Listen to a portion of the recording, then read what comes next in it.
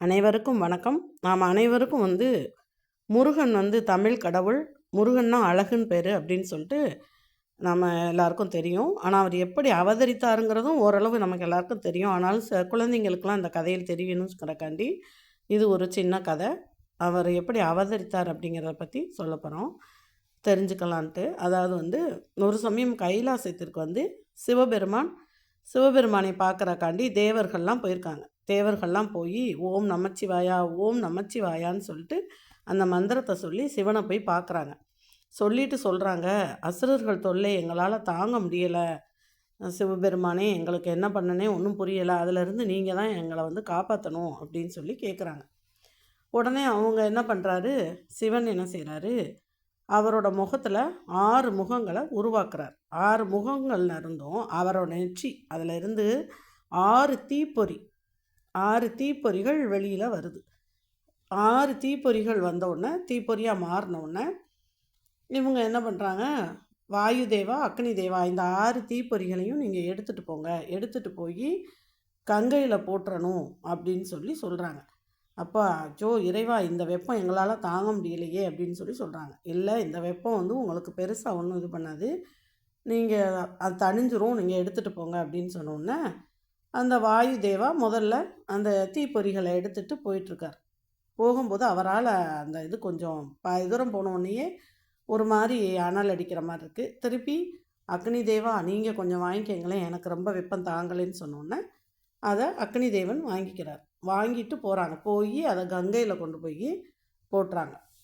கங்கையில் போயிட்டு அதுக்கடுத்து அங்கே 6 கார்த்திகை பெண்கள் இருக்கிறாங்க. அவங்க சொல்கிறாங்க, ஆஹா எவ்வளவு அழகான குழந்தை, இந்த குழந்தைய நான் தான் வச்சு வளர்ப்பேன் அப்படின்னு சொல்லி ஒரு பெண் சொல்கிறாங்க.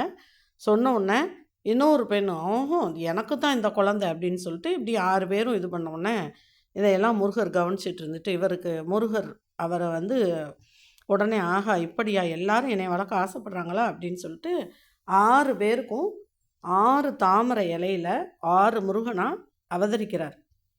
இவர் தான், அதாவது 6 முகங்களோட 12 கைகளோட அவர் அவதரிக்கிறாரு. அதோட தன்னை வளர்க்க 6 குழந்தைகளாக தோன்றி 6 பெண்கள் 6 கார்த்திகை பெண்களும் அவரை வளர்க்குறாங்க.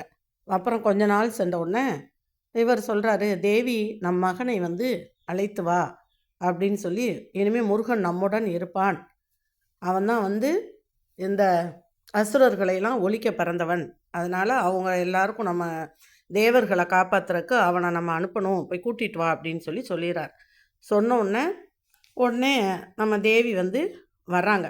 யார், பார்வதி தேவி அந்த குழந்தைங்கள அப்படியே 2 கையிலையும் சேர்த்து 6 குழந்தையவும் ஒன்றா சேர்த்து எடுத்துகிட்டு வராங்க.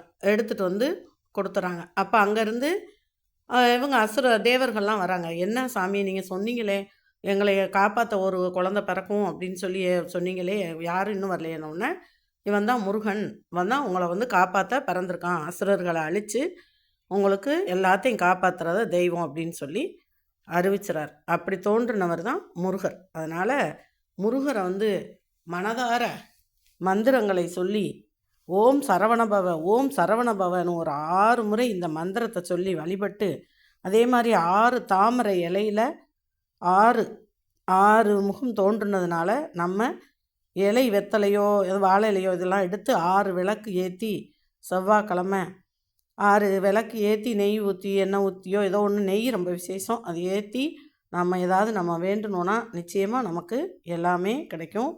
எனவே அனைவரும் இந்த 6 விளக்கை கார்த்திகை நாளில் ஏற்றுறது ரொம்ப விசேஷம்.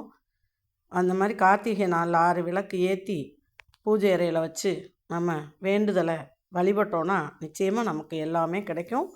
எனவே அனைவரும் முருகனோட அவதாரத்தையும் இப்போ தெரிஞ்சிட்டோம் இல்லையா, அதனால் எல்லோரும் இந்த கதையை கேட்டு இந்த விளக்கை ஏற்றி அனைவரது துன்பங்களிலிருந்தும் விடுபடலாம்.